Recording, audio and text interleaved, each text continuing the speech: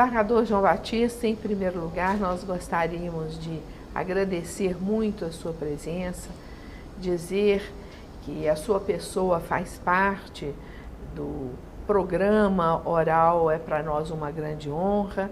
Sabemos que a sua história é uma história muito rica, a sua capacidade tem marcado seus votos, seus posicionamentos e trazem sempre lições preciosas para todos nós. Nós queremos deixá-lo bem à vontade para iniciar essa entrevista, mas perguntaríamos em primeiro lugar, ou pediríamos em primeiro lugar, que falasse um pouco acerca da sua vida antes de chegar à magistratura. Onde nasceu, qual a cultura do lugar onde viveu a infância, por que escolheu o direito?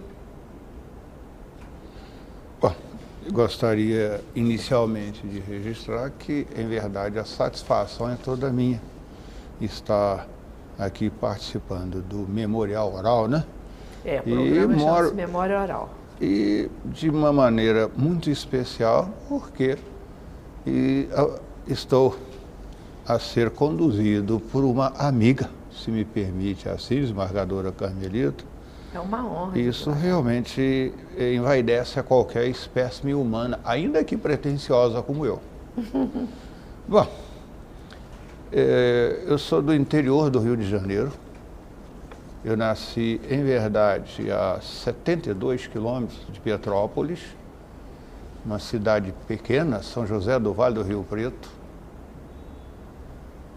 Que, bem da verdade, eu desencadeei o processo de emancipação, porque não entendíamos que Petrópolis não atendia as nossas necessidades. Era um distrito de Petrópolis. Era um distrito de Petrópolis. E exatamente em razão da cultura. Petrópolis, uma cidade turística, vivia de indústria e coisas outras, já o nosso quinto distrito vivia da agricultura, da avicultura, era muito forte a avicultura. Chegou a ser considerado o maior centro avícola da América Latina por volta de 1960. E eu cresci naquele ambiente rurícola. Meu pai tinha lá uma pequena propriedade, que hoje seria muito grande, mas na época pequena. E também nos dedicávamos à avicultura. Comecei a estudar naquela cidadezinha e o fiz, eu vou sempre olhando o meu memorial. Fique à vontade. Porque isso vai me ativando os períodos etários. Eu comecei, em verdade, lá nesta pequena cidade, hoje São José do Vale do Rio Preto, tem em torno de 40 mil habitantes, não mais do que isso. E no colégio estadual daquela cidade, logo depois a necessidade me levou a transferir para Areal. Em Areal concluí o que seria hoje o básico e passei então concluído o básico, fui fazer a Escola Técnica de Comércio de Entre Rios, em Três Rios. Eu concluí o básico em 1968, comecei o curso técnico em 69 e fui terminar em 71. Nesse interregno eu já estava trabalhando em Areal de garçom. Em verdade, fazíamos tudo, era por hora garçom, por hora tinha que fazer faxina, enfim, as atividades que o local, o comércio exigia. Foi quando eu fui convidado para fazer parte do escritório do pai do desembargador Cláudio Campos Delorto, que hoje é desembargador do Rio de Janeiro. O pai dele, Marinho Campos Delorto, me levou então para o escritório dele. Escritório de advocacia. Escritório de contabilidade. De contabilidade. E dentro de 3 meses eu já tinha dominado aquilo tudo. E, enfim, estava bem entrosado naquelas atividades. E o Marinho acabava de se formar em Direito. Ainda continuei a trabalhar com ele há algum tempo. E em 1972, por quê? Meu patrão era advogado, também porque a nossa atividade demandava sobremaneira contatos com leis, estudar as leis, enfim, especialmente os aspectos tributários. Nós tínhamos que estar sempre bem informados. Foi quando eu resolvi, então, fazer direito. Fui procurar a Universidade Católica de Petrópolis e a conclusão que cheguei é que eu não teria condições de pagar.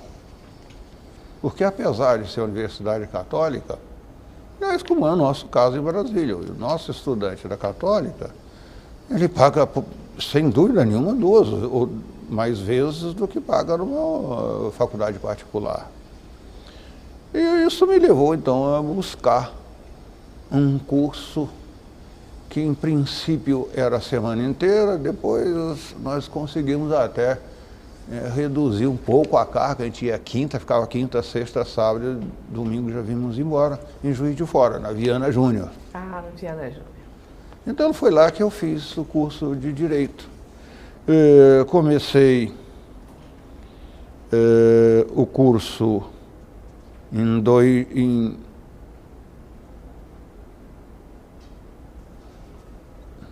a graduação em 99 e fui eu comecei em 72 e fui concluir em 76.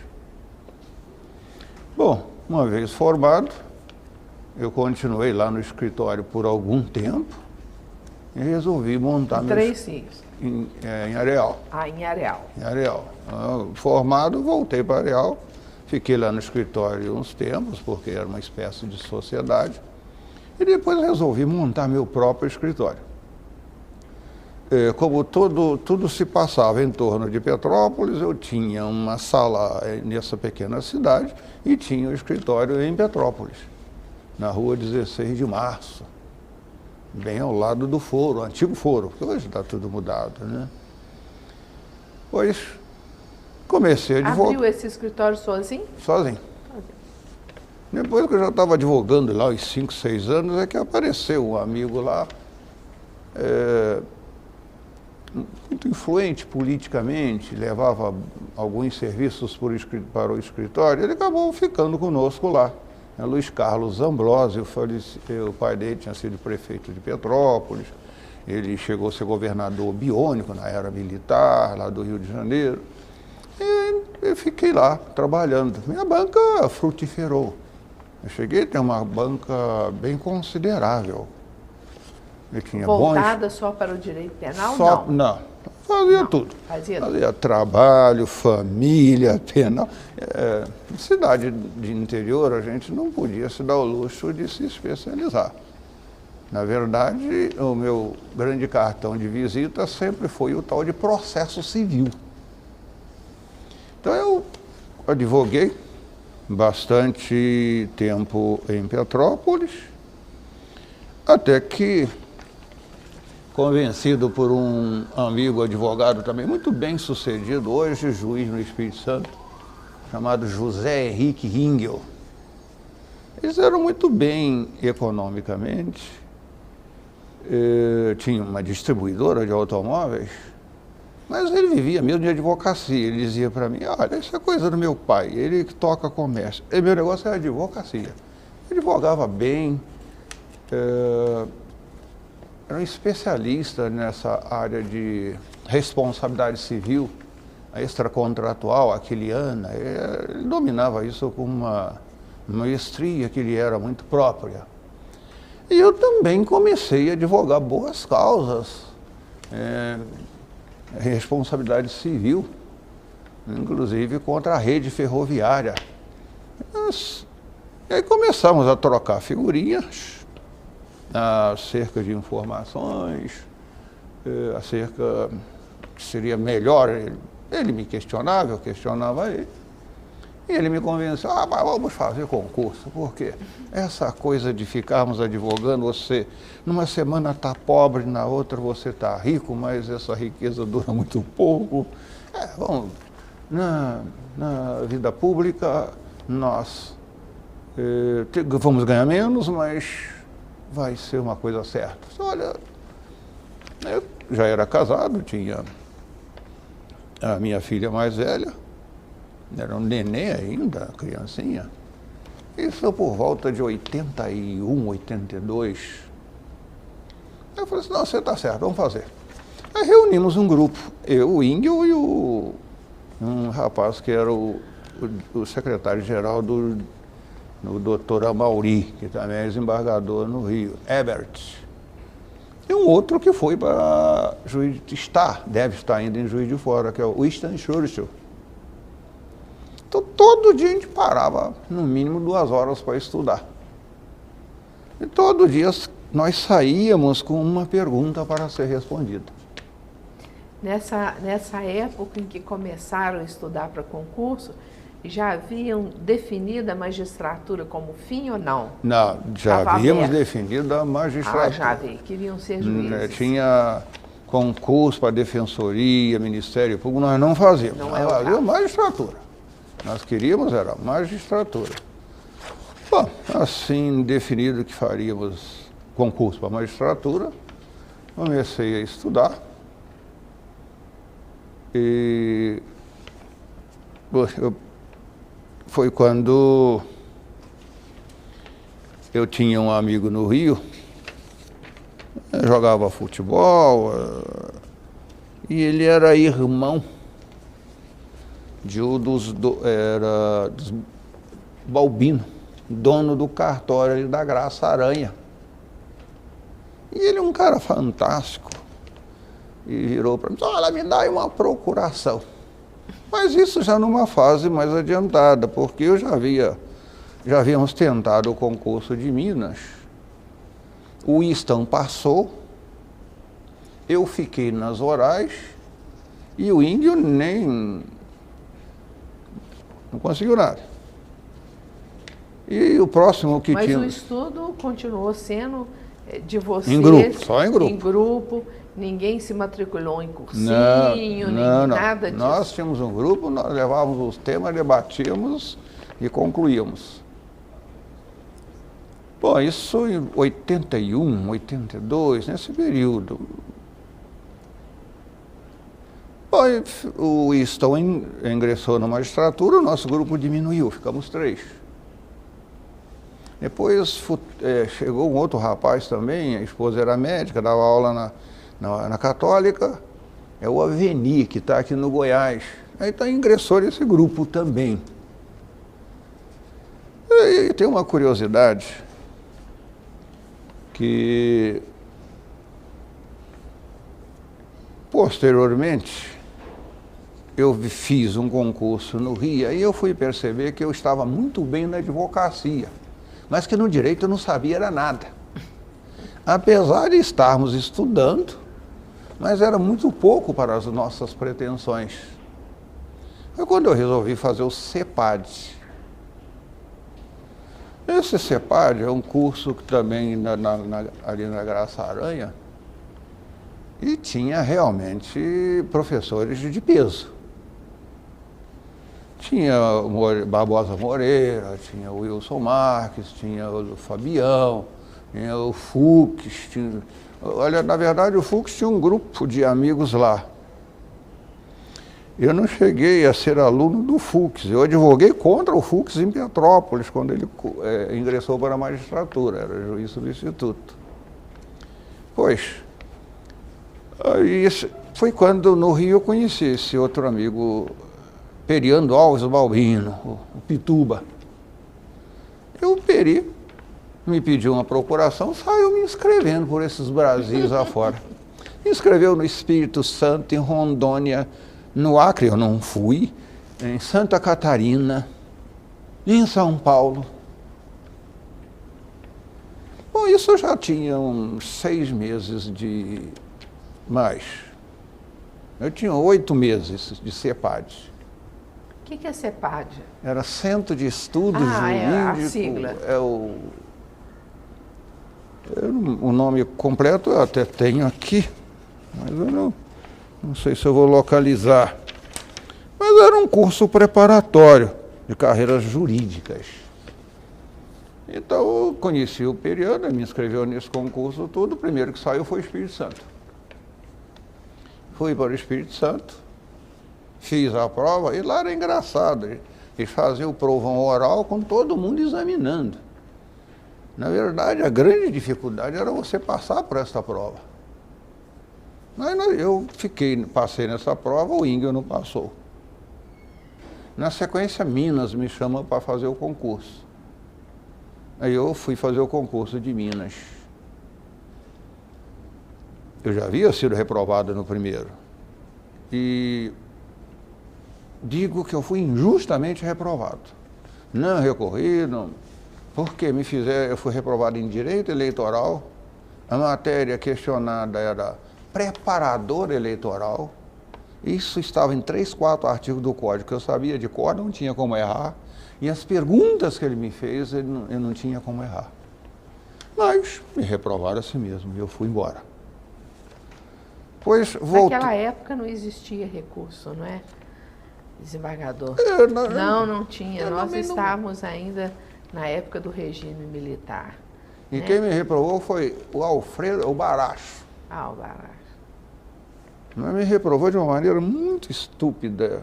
Ele me prometeu fazer 5 perguntas, fez 4, respondi as 4. Aí ele abriu a minha prova e disse: você escreveu isso que está aqui. Você confirma ou você reformula? Pensei eu para mim, se eu reformular, estou reprovado porque não tem personalidade. E se eu mantiver, eu tenho que manter. Aí ainda fiz um discurso, justifiquei com outros fundamentos por que da escolha daquela resposta. E ele foi de uma grossura fantástica. Ele disse: olha, doutor, só se é lá em Petrópolis. Aqui não é assim.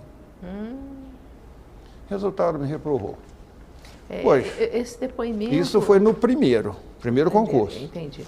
Esse depoimento é muito precioso para nós, que agora, nas circunstâncias de estarmos exercendo a função de primeira vice-presidente, nos é atribuído a presidência da comissão de concurso. E a gente tenta criar um clima o mais favorável possível. Sabe que o candidato chega ali estressado, ansioso, né?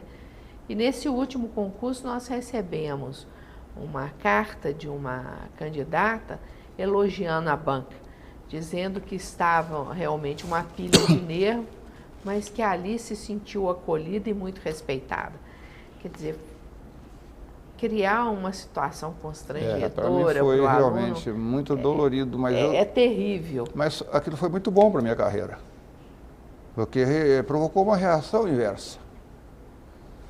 Ao invés de abatê-lo, fui embora, fui estudar, eu cheguei na outra prova, que foi no ano seguinte. Lá era como aqui, todo ano tinha concurso. Eu cheguei no ano seguinte e já estava com o concurso do Espírito Santo numa fase terminal e já havia feito o concurso de Rondônia também. E aí eu cheguei lá, quem eu encontro? O Baracho, outra vez. O Baracho eu nem lembro se participou dessa outra prova. Eu encontrei o Humberto Teodoro Júnior, um cidadão fantástico. Ele foi realmente muito bacana comigo. Achei interessante a postura dele. E encontro o Paulo Nader, que havia sido meu professor lá na Viana Júnior. De introdução ao estudo de direito. Recaça em Seixas, ele gostava do Recaça em Seixas. Gostava. Pois, deve gostar até hoje. Deve. Ele virou para mim: Batista, você não se influencie muito com isso aqui, não. Vamos fazer, mas não, vamos ir para o Rio. Eu quero ir para uma comarca junto com você. Aí, fizemos o concurso. E a doutora que tem essa incumbência de examinar, eu elogiei a atitude de Humberto Teodoro Júnior, porque nós chegamos lá, as provas começaram às 10 horas e às 11 horas da noite é que eu fui chamado para ser examinado. Lá você entrava e era examinado por todos.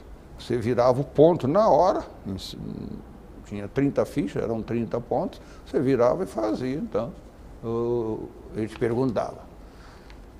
E naquela época estava eu já bem preparado e eu tive um grupo de professores que realmente eram bons. Tem nomes aí que até hoje são respeitados. E aí ele me fez primeira pergunta, respondi, segunda, terceira pergunta, ele falou assim, vamos fazer uma aposta, doutor? Eu falei, vamos fazer uma aposta, doutor. Qual é a dita aí, qual é a perspectiva? Ele disse, te faço mais uma pergunta. Quem era esse? Humberto Teodoro Júnior. Humberto Teodoro Júnior. Te faço uma pergunta. Se você responder, estás aprovado. Ó. E se não responder, tu estás reprovado. Com a experiência que eu já tinha vivido ali, eu falei assim, tem que topar a aposta, porque se eu topar, ele vai fazer a pergunta. Se não topar, ele vai fazer a mesma. Exatamente. Eu disse, não, perfeitamente, desembargador. Vamos à pergunta. Lembro que se fosse hoje, ele me perguntou, tem sentença de mérito no processo de execução? Eu disse, sim. Ele disse, justifique. 164 do CPP, quando as partes fazem acordo no processo. Ele disse, eu não vou te dar 10 não, hein? Vou te dar 9,75, hein? Então foi uma coisa muito interessante. E a curiosidade é que quando eu saí, a turma toda, que até me conheciam, você foi reprovado, porque o nego está ficando 2 horas com o Humberto, você não levou nem 10 minutos. Eu disse, nada, não só fui aprovado, como já sei minha nota. Ele escreveu minha nota para mim ver. Foi realmente muito gratificante aquilo. Sem dúvida. Bom, mas eu fiquei sobremaneira meio... Quer dizer que o Paulo Nader fez também esse Fez o nosso... Paulo Nader foi o primeiro, eu fui o segundo colocado, e o terceiro foi um promotor que foi expulso depois. Expulso é força de expressão, né? Foi exonerado, eu não sei bem como se passou, mas o tribunal parece que não aprovou durante o período do estágio, porque ele deu uma sentença em versos.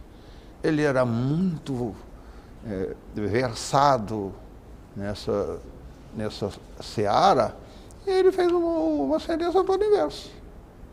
Tribunal conservador. Eu acho que, na verdade, essa sentença não é só porque é em verso, porque ela também foi uma afronta ao Poder Judiciário, né? Ele estava julgando mas tem um dispositivo no código que diz que tem que ser editado em língua portuguesa. Mas o verso é a língua portuguesa. Não diz que não pode ser. Pois o tribunal entendeu que não era. Mas era o conteúdo dela. Ele estava julgando um roubo, um furto, um crime assim contra o patrimônio, e ele absolveu a pessoa e diz na sentença que aquilo era mais ou menos sem significado social, o ato praticado. Mas como ele tinha essa tendência para roubar, ele deveria vir morar em Brasília, onde os ladrões moram. Ele disse isso na sentença eu não conheço a sentença. Não? Mas rodou, né, o Brasil inteiro na época. Mas nessa época eu não estava por aqui. Já estava. Porque aconteceu um episódio interessante. Porque o Paulo Nader foi meu colega na Universidade Federal de Juiz de Fora, né? Eu lecionando Direito Constitucional. Desde quando eu encontro com ele. Paulo Nader, dessa turma toda, sobrou muito. Paulo Nader, o Carvalhinho do Rio, escreve Direito Administrativo até hoje, foi quem me botou Direito Administrativo na cabeça. O Silvio Capanema. Aliás, nós precisávamos trazê-lo aqui para dar uma palestra para nós. Ele é fantástico sobre todos camarada, os sentidos. Quem nunca assistiu uma palestra dele, não assistiu palestras nesse país. Ele é fantástico. Pois, continuando a minha carreira da magistratura. Você acabou não assumindo a magistratura de Minas Não Gerais, assumi. apesar dessas peripécias todas e dessa colocação, né, no concurso, segundo lugar. Eu fui, fiz o concurso, escolhi a comarca. Nesse interregno, Rondônia me chamou. Ah, porque já tinha o Eu já tinha sido aprovado em Rondônia. Mas interessante, por que você vai escolher Rondônia ao invés de escolher Minas, onde tinha estudado ali grudadinho na cidade? Bom, onde primeiro sobrou uma certa mágoa de terem me reprovado. Na minha consciência, eu não aceitei a reprovação. Porque uma coisa é te perguntar uma coisa e você não saber. Outra coisa é perguntar uma coisa ao candidato, o candidato ter certeza absoluta do que está respondendo, porque estava na lei. Ninguém pode inventar o que está na lei. E ser reprovado. Aquilo não me bateu bem, não gostei. Não foi bom para mim. Como Rondônia me chamou, mas também tem que ser honesto. Não foi só isso que me levou a assumir Rondônia e não Minas. É que Rondônia pagava 3 vezes mais. Ah, sim, sim. Aí eu fui para Rondônia, lá fiquei por 5 anos. 5 anos. Tomei posse em Cerejeiras, fui promovido para Vilhena. Foi um período muito bom, um período de bastante aprendizado. Tinha já o casal de filhos, estavam crescendo. O moleque, o filho, que hoje advoga, já estava, também está fazendo concurso.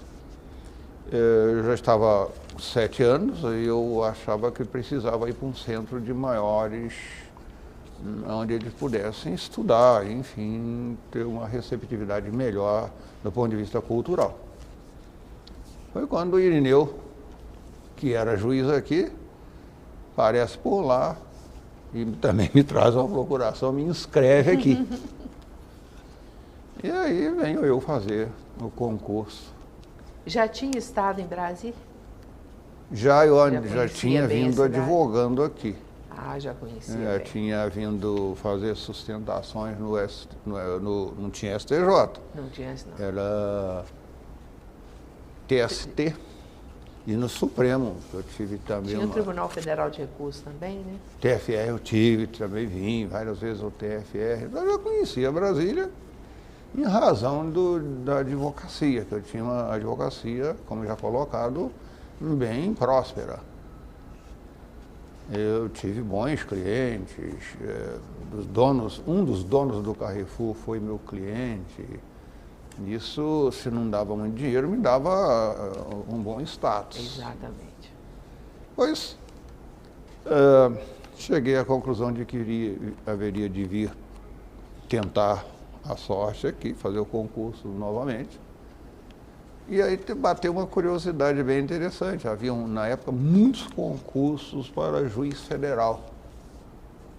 E eu sempre, da mesma maneira que eu nunca fiz outro concurso, a não ser da magistratura, também não aceitava fazer concurso da Justiça Federal. E a razão era simplória. Eu não vou trabalhar com 2 artigos do Código, contrabando e descaminho. Eu reputo que o juiz federal, se ele não se dedicar aos estudos, ele vai ficar decididamente muito limitado. Então foi aí que Brasília surgiu para mim como a única opção. Porque no Estado eu já estava. E aqui então eu teria uma justiça que eu achava que já tinha esse conceito de ser federalizada. Federalizada por quê? Criada, mantida pela União, mas que tem a competência da Justiça Estadual comum. Esse foi o meu grande atrativo. E também não posso deixar de falar que o Irineu nos relatava que aqui nós não tínhamos nenhum problema com pagamento, não atrasava nada. Lá atrasava? Atrasava. Atrasava, né? Então tínhamos essas questões. Mas, é Brasília mesmo. E aqui chegando fui muito bem recebido. Foi realmente... O ano do concurso? Foi 1990, fins de 90. Eu tomei posse em outubro de 91. Outubro de 91. Quem participava da banca que o examinou? Eu lembro Ainda do lembra? desembargador mineiro vindo, lembro do Luiz Cláudio, lembro esse que está na Hermenegildo Gonçalves Fernandes. Que até hoje participa da banca. Hermenegildo, muito interessante. Não mais quem? Quem examinava penal?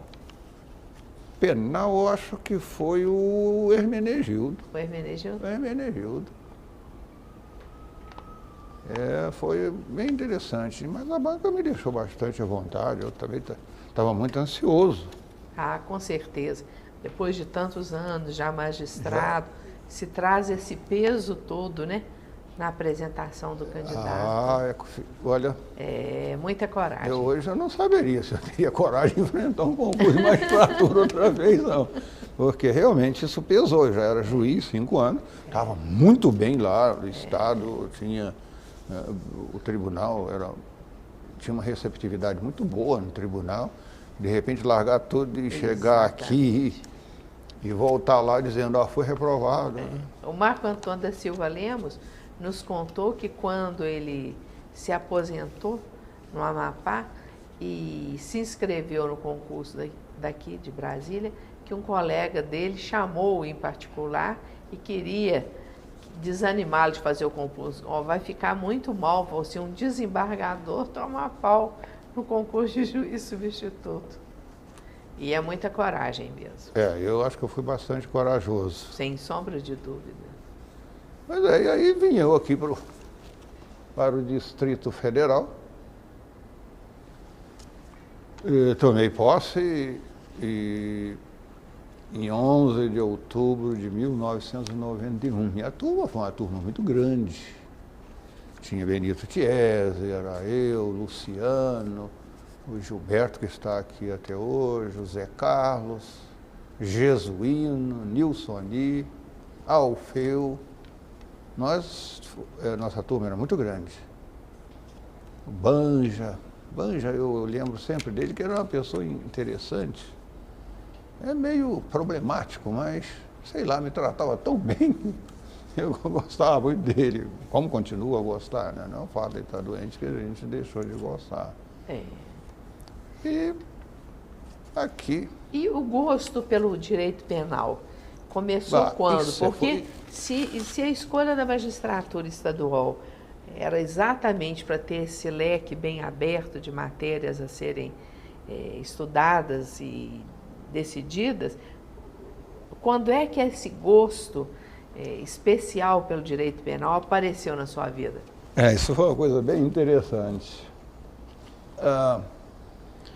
Minha cátedra era Direito Processual Civil. Eu tive excelentes professores de processo civil. Eu tive Humberto Teodoro Júnior, eu tive Barbosa Moreira no Rio, tive Wilson Marques, que eu reputo o maior pecado do mundo, aquele homem não ter escrito que ele sabia de processo civil. Era realmente um cara fantástico. Tive um camarada que era do grupo do Fux, nome libanês, que também sabia muito o processo civil. Então, meu cartão de visita era processo civil. Era difícil ter uma questão de processo civil que eu tivesse alguma dificuldade. Tinha uma visão muito ampla do processo, das ideias de Chiovenda e de Liebman, mas eu particularmente me dedicava mais às ideias culturistas. Eu achei que o Couturi foi um dos grandes nomes do processo civil nosso. Hoje eu não tenho orgulho de falar do nosso processo, porque eu não consigo ver essas ideias de cabeças como essas que cito. Bom, mas o meu cartão de visita era processo. Eu dava aula de processo. Já dava aula? Quando é que começou essa carreira de magistério? Que até agora não foi dito. Essa carreira de magistério, ela já começa desde lá em São José do Vale do Rio Preto. Em 1964, quando eu comecei dando aula de contabilidade. Olha. Eu já sou aposentado. Como professor? Um professor. Ainda estou na sala de aula porque a universidade não abriu mão. Mas também estou reduzindo, só estou com uma turma só e chega, não quero saber mais. Bom, quando entrei para a magistratura, aí surgiu, logo me chamaram. Porque eu era... Isso em Rondônia? Não, já em Petrópolis mesmo. Ah, em Petrópolis mesmo? Já haviam me chamado para dar aula na Católica, mas aí eu pensei, falei assim, olha, eu até fui lá, dei umas aulas lá, mas eu não assumi porque já me chamaram para Rondônia. Quando me chamaram para Rondônia, em Vilhena eu fiquei bastante tempo, quase 5 anos. Só fiquei 2 meses em Cerejeira, 4 anos e 10 meses. Aí tinha uma faculdade lá. E aí me chamaram, vai eu para a sala de aula outra vez. Processo civil? Processo civil. Processo civil. Quando eu chego aqui em Brasília, a UDF me chama também. Processo civil. Bom, a essa altura eu já estava caminhando na minha carreira aqui no Distrito Federal. Eu já estava titularizando. Eu passei aí por várias, sexta vara de família, Sobradinho. E quando eu fui titularizar, eu fui fundar, basicamente, eu inaugurei a segunda vara criminal da Ceilândia. É segunda? Não, é primeira. Porque a segunda, a primeira era a júri. Mas, na verdade, o crime, então, era especializado, era só a primeira. Então, eu fui para a primeira vara. E aí eu não consegui me sentir muito confortável dando aula de processo civil e judicando no crime. No crime. Eu disse, não, eu tenho que mudar isso. O que fiz? Refiz toda a minha biblioteca e vamos estudar direito penal. E aí aprofundei o direito penal e mudei minha cadeira para o direito penal. Resultado é que hoje, se me perguntar o que diz o artigo 940 do Código Civil, eu não sei porque não tem nenhum interesse. Então, hoje a minha ideia é direito penal, tenho ideias próprias, tenho brigas homéricas com a nossa Câmara,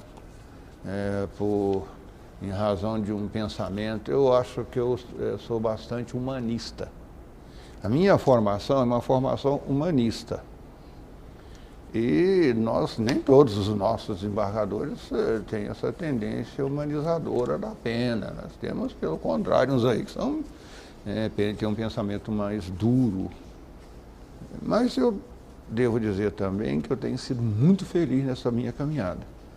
Eu tenho aí, eu mudei a maneira de pensar do tribunal, no mínimo umas 6 a 8 questões, que eram questões fechadas, e ninguém discutia, e que hoje, exemplo clássico, e essa foi a minha briga maior nesse tribunal, foi compensar a confissão espontânea com agravante da reincidência. A senhora pode pesquisar aí que o primeiro voto nesse país foi meu, compensando. Isso eu votei no nosso tribunal uns 4 anos sozinho. Até que o STJ passou a decidir monocraticamente. Aí a Câmara mudou. Ainda temos 2 desembargadores que mantêm a posição antiga, mas o fazem.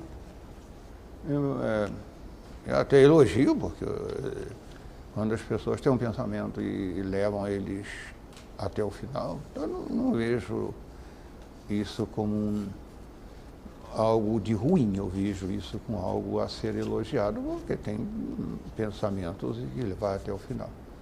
Mas seguindo ainda a sua judicatura aqui em Brasília, foi para a Ceilândia, houve essa reviravolta até estrutural na sua mente, né?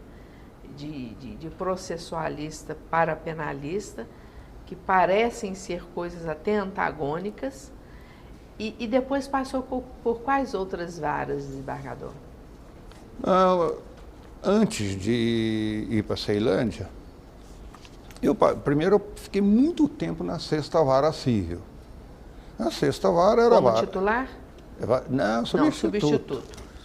O titular era o Selmo, mas na verdade é que a vara estava em caos, porque ele estava estudando para fazer o concurso à Procuradoria.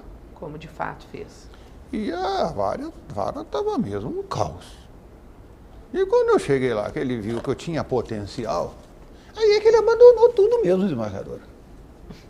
Ele virou, olha, você toca isso aí, eu venho aqui, assino aqui, e assim foi feito. Nós tínhamos lá uns 4 armários, que ninguém botava a mão nele. Armário de Esses quê? armários cheios de processos. Armários de processo. Cheios de processos. E eu consegui julgar aquilo tudo, bem, mal, sei lá. Eu tinha muita facilidade de decidir. E eu achava engraçado que o desembargador Getúlio, nosso presidente hoje, né, certa feita, ele estava sempre conversando conosco lá, ele era muito amigo de Selmo. Ele disse, rapaz, eu sou impressionado com as tuas sentenças. Curtinha, mas não tenho o que acrescentar. Ele já era desembargador. E ele falava, gosto de uma outra coisa que você faz, parágrafos curtos. Então eu tive muito tempo nessa 6ª Vara. Depois, substituí Romão Cícero na 1ª de família. Depois fui... Segunda. Era a segunda, né? Segunda. Depois eu passei pela Vara Civil Sobradinho. Os que eu fiquei mais tempo foram essas varas. As outras, esporadicamente, nomeado por substituição. Durante quanto tempo permaneceu como juiz substituto? Ficamos em 91, eu fui titularizar em julho de 94. Não, então não foi tanto tempo. Foi quase 5 anos, não chegou a 5 anos. Não chegou a 5 anos. Bom, mas isso também teve um episódio. Porque a nossa turma era era bem grande. Quantos? Éramos 21. 21, é grande. Aí nossa turma reuniu e, sobremaneira, exercemos uma conversa com o tribunal. Olha, essa coisa aqui, nós estamos carregando esse piano aí, nós precisamos resolver isso. Ao menos botar o cidadão na vara onde ele vai ficar e tal. Aí o tribunal se sensibilizou e realmente promoveu todos em tempo recorde. Bom, aí nisso eu fui então para Ceilândia. E lá fui para a vara criminal. Aí tive que mudar tudo. E uma outra curiosidade também na minha vida de jurígena. Quando eu compro uma briga, eu compro para valer. Eu nunca falei, vou fazer concurso. Eu vou fazer concurso para ser o primeiro. Porque se eu fizer o concurso para ser o último, não passo. Sempre tive isso na cabeça. Eu vou fazer para valer mesmo. E quando eu também resolvi trocar de cadeira, eu também fiz, mas fiz para valer mesmo. Peguei todos os autores nacionais, estudei, li todos, vi quem era melhor, quem era pior. Peguei os principais nomes de fora também, do exterior. Figueiredo Dias, lembro muito bem, gostei muito das obras dele. O Klaus Rox, Ieschek, peguei essa turma toda e passei a limpo. E aí chegou uma situação interessante. No ano de 2003, eu fui eleito para ir para a turma recursal. Lá tinha tudo. Aí fiquei lá 2003 até 2005, e em 2005 comecei a ser convocado para o tribunal. A curiosidade é que só fui convidado para a turma civil. Eu não tenho uma convocação para substituição no crime. Uma só. Até me perguntaram, por que você que gosta do crime, sempre viveu em área criminal, por que você vai para o civil? Eu cá saberia que eu seria bastante contestado no tribunal, as minhas ideias. Não é melhor então ficar no civil.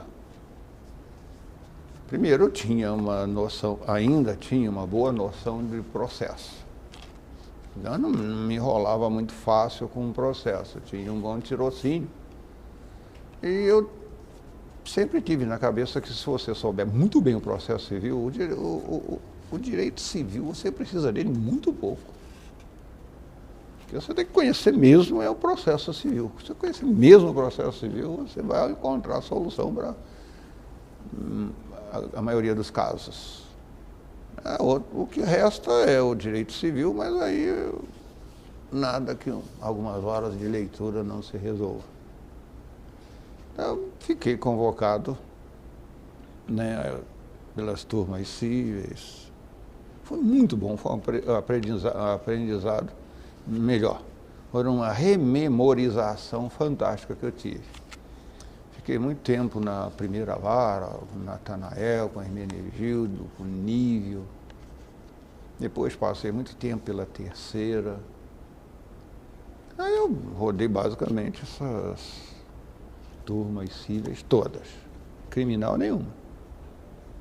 Quando chegou na hora da promoção. Na promoção, bom, agora você vai ser desembargador. Bom, agora sim, agora eu quero ir para o crime. Porque agora eu vou poder discutir Humberto Ulloa de igual para igual. Falo isso do Humberto porque as nossas ideias, ele é dir-se-ia, um julgador mão pesada, e eu sou um julgador mais humanista. Então eu não queria estabelecer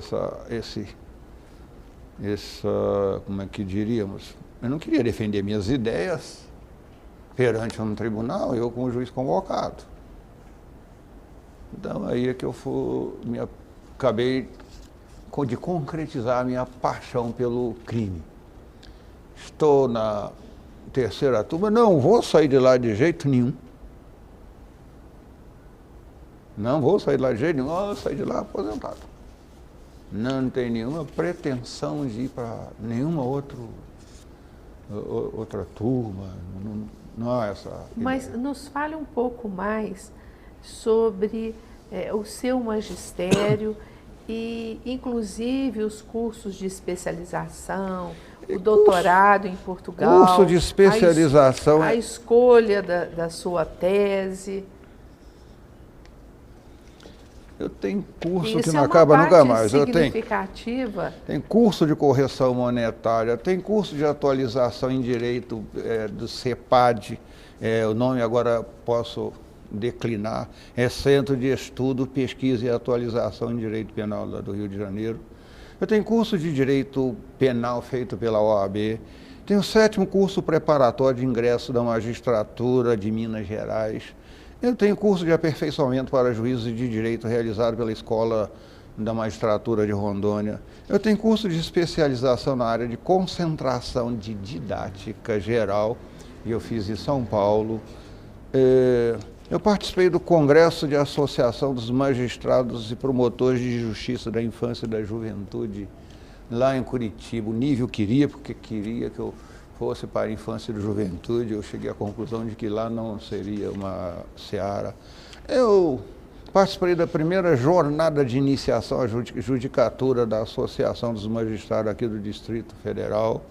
Eu participei do Congresso de Magistrados do Centro-Oeste, lá em Cuiabá. Eu fiz o Seminário Internacional, o Tribunal Penal Internacional e a Constituição Brasileira, pelo Conselho Federal Superior de Justiça. Eu participei do Seminário Nacional de Eficácia da Lei de Tortura. Eu participei da jornada da Associação Brasileira de Professores de Ciências Penais.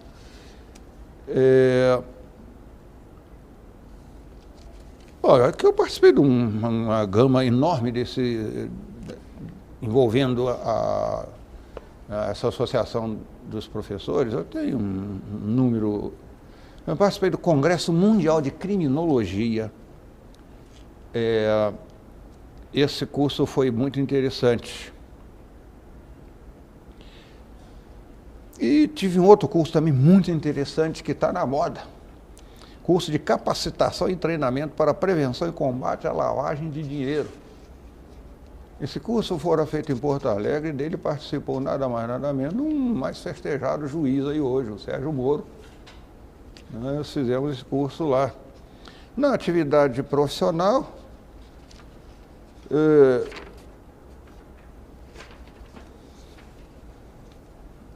quanto Nos fale um pouco sobre o seu doutorado e a escolha da sua tese. Isso é muito importante. Bom, quanto ao curso superior, eu já disse que dei aula na Associação Vilhenense, na ODF, na Escola Superior da Magistratura, aqui. A Marisa mesmo foi da minha turma aqui da escola. O Eduardo foi da minha turma, que foram meus alunos aqui. Por que professor da Católica e por que o MEC começou a forçar muito a barra que professor só poderia ser quem fosse mestre ou doutores? E eu só tinha um curso de especialização. Aliás, esse curso de especialização, eu gostaria de falar um pouquinho dele, desembargador, embora eu já tenha falado tanto de curso, mas esse curso ele merece um destaque. E eu acho até que o tribunal deveria repetir essas iniciativas. Esse curso foi no ano de 2000, um ano inteiro. Tinha aula de segunda, quarta, de 8 ao meio-dia, enfim, tinha uma grade definida. Esse curso foi ministrado pela Católica e o tribunal patrocinou economicamente. Esse curso trouxe as melhores cabeças de direito penal que eu conheço na minha vida. Do Brasil vieram quase todos. Damásio Jesus, Paulo José da Costa Júnior, Bittencourt. Trouxeram também Zaffaroni, o Eugênio Zaffaroni ficou conosco 15 dias dando aula. Trouxemos um cidadão da Itália. A Itália estava concluindo uma reforma, foi muito proveitoso. Então esse curso foi realmente muito importante no ano de 2000. Mas esse curso, a princípio, seria alguma coisa próximo de mestrado, mas acabou o MEC não aceitando. O MEC brecou, negou e, em verdade, ficou uma especialização. Lato sensu. Uma especialização lato sensu. Mas a Católica, o MEC, sempre exigindo, só te pago se você for mestre ou doutor. Foi quando apareceu um grupo de Pernambuco que fez um convênio com a Universidade Autônoma de Lisboa e esse curso não tinha nada para dar certo. Porque esse cidadão de Pernambuco não era uma pessoa correta. Ele não cumpriu suas obrigações com a Universidade Autônoma de Lisboa. Mas meu santo é tão forte, não é à toa que eu me chamo João Batista. Não é uma voz só clamando no deserto, não, às vezes ela é ouvida. Uma moça que está na ONU hoje, chamada Constância, ela assume essa turma do Brasil e diz, não, vamos em frente, vocês venham para cá. Peguei umas férias, fui para lá, eu, o professor Eli, mais uns 3 aí fomos. E resultado, nos foi dado acesso a mim, porque eu já tinha um currículo que eles entenderam razoável, me deram acesso direto ao doutorado. Ao doutor Eli e outros aí deram acesso ao mestrado. Bom, Bom, e aí, como é que funcionava lá? A gente foi lá, apresentou o projeto, e depois de apresentado, aprovado o projeto, eles nos deferiram 2 anos para a gente escrever a tese. Agora, a tese. A escolha foi a justa reprimenda no Estado de Direito. Por que isso? Eu era juiz de vara criminal. Eu ficava realmente sem teto quando eu peguei... Esse foi um caso verdadeiro, um caso verídico, em que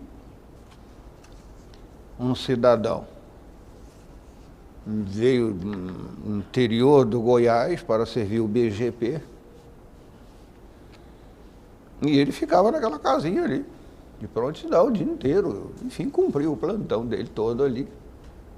E havia uma moça que era servidora, um coronel aí, não sei bem da patente. Mas a verdade é que ela começou a se aproximar muito desse cidadão. E um dia passava muito bem vestido, outro dia passava quase desnuda, e o camarada, um certo dia, não deu conta, passou a mão no bumbum da moça. Isso cai na 7ª vara criminal. E eu pensando na minha tese de doutorado, qual é o título? Nessa mesma semana me aparece outro caso também, na época era diversificado, atentado e o estupro eram dispositivos diferentes, hoje não é mais. Aí me aparece um caso onde o cidadão trabalhava no parque da cidade, ficava em pé naqueles quebra-mola, e quando passava a moça que lhe interessava, ele apontava para o pneu. Quando ela pensava em olhar para ele, ele já estava instalado dentro do carro dela. Então ele levava para o bandeirante, e não só acontecia os atos, como ele ainda obrigava ela a pagar a conta. E pagar a conta ainda, parece até humilhante, a obrigava a trazer e deixar no seu local de trabalho, que era o parque da cidade. E eu li esses 2 dispositivos e via pena, 6 a 10 anos. É 6 a 10? É 6 a 10. Estou meio confuso porque o código mudou. Eu não sabia, não consigo me relembrar daquela época. Mas eu vi a pena igual. E eu perguntava como fazer justiça. Como fazer justiça se, no caso lá do BGP, eu tenho que dar um mínimo de 6 anos, e no caso do Parque da Cidade, eu tenho que dar também um mínimo de 6 anos. Como resolver isso? E aí me surgiu a ideia de buscar solução para esse problema. Daí a escolha do tempo, a justa reprimenda. E eu parti, então, para a pesquisa. Depois fiz realmente um trabalho de peso, um trabalho que tem a opinião das principais capitais brasileiras. Eu fui pessoalmente, e eu devo também isso ao tribunal. O tribunal me deu 3 meses. Eu pedi 6 e me deram 3. Mas foi suficiente. Eu pedi 6 porque eu queria ir em todas as capitais, todas. Mas o tempo que me deram não me permitiu tamanho. Mas eu fui, as principais. Fui em Belém, fui em Fortaleza, fui em Pernambuco, Alagoas, Bahia, Rio de Janeiro, Minas, Goiás, Mato Grosso do Sul, Rondônia. Por que eu visitei esses estados? Porque eu levava um questionário, porque eu tinha 2 possibilidades de resolver essa questão. Primeira, fazer o que fez a Alemanha. O que fez a Alemanha? Eliminou a pena mínima. tem pena mínima. É o juiz que decide, diante do caso, qual é a pena necessária para punir, para reprovar e prevenir aquele caso. Essa era a minha ideia inicial. Eu que li muitos autores alemães, a minha ideia inicial era essa: é fácil, está resolvido o problema, acaba com a pena mínima. Sim, mas para mim acabar com a pena mínima, isso é uma tese científica. A Europa não aceita que você chegue lá, vou acabar com a pena mínima. Por quê? Porque eu acho. Ah, mas você não acha nada, você é um pesquisador, você tem que pesquisar. Então eu tive que ir em todas as capitais e colher a opinião, tive que elaborar um formulário onde ele só punha X, há de ser assim, a boa técnica científica manda que seja assim. E aí eu fui em todas essas capitais e colhi a opinião de todas as varas criminais das capitais. E aí eu tinha que sustentar qual tese? Aquela que os juízes. Então a minha proposta era: elimina-se a pena mínima. A alternativa, para mim não perder o trabalho e a pesquisa, se não aprovado isso, seria razoável a criação de uma causa especial de diminuição da pena? E aí os penalistas verão dizer: mas o Código está cheio de causa especial de diminuição da pena, você quer criar mais uma? Não, mas eu não quero criar mais uma voltada para a política criminal. Todas estas que nós temos no Código Penal são causas que diminuem a pena em razão da política criminal. E eu desejava uma causa especial de diminuição da pena voltada para o eu, juiz. Eu, juiz, julguei, encontrei uma pena, essa pena é injusta, então eu vou lá, utilizo essa causa e vou reduzir a pena. Para quê? Para tornar a pena justa. Se aquele caso daquela moça lá do BGP, uma pena de 6 anos era muito alta, uma pena de 3 anos seria razoável. Antes não podia fazer isso, por quê? Porque não tinha permissivo legal. A pena mínima, a lei diz, é 6. Então, e nesse aspecto, eu formulei 2 questões. Ou se cria uma causa especial de diminuição da pena voltada para o juiz tornar a pena justa, ou então elimina-se a pena mínima. Eu fui ao Brasil inteiro e os juízes todos disseram: pena eliminar não dá. Nós precisamos então criar a causa especial de diminuição da pena. E aí eu parti para esta tese. E fiz um estudo que eu reputo bastante aprofundado. Conheci a jurisprudência do país inteiro, inclusive de Porto Alegre, que afrontava o código, afrontava tudo e botava a pena abaixo do mínimo. Tese defendida pelo desembargador, falecido ministro Luiz Vicente Sernicchiaro. Eu cheguei e conversei muito com o ministro Vicente Sernicchiaro sobre isso. Pois, aí eu elaborei o trabalho, tive 2 anos, levei uma pesquisa de campo muito forte. E a universidade não teve nenhuma dificuldade. O Conselho Científico se reuniu, aprovou a minha tese, eu fui, defendi a tese. Tem aqui até as datas, eu não acho que seja tão importante. Eu defendi a tese em 22 de junho de 2009. A carta doutoral foi expedida em 30 de junho de 2009. E a Universidade Federal do Pernambuco validou meu título em 17 de outubro de 2014. E, para concluir tudo isso, a minha tese, ela termina com um projeto de lei. Ah, sim. Introduzindo um parágrafo no artigo 68, que é exatamente um permissivo legal para, quando o juiz chegar a uma pena que ele olhar e entender que ela é injusta, ele poder, então, reduzir e chegar à pena que ele entenda justa.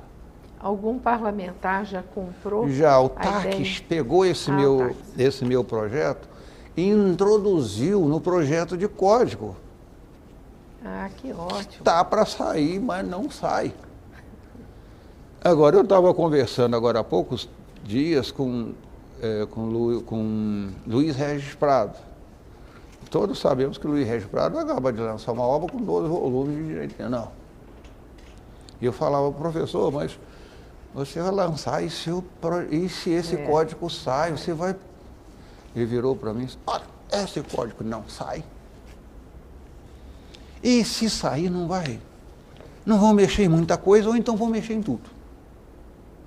Em tudo eles não têm peito para mexer, então eu acho que não vai sair nada.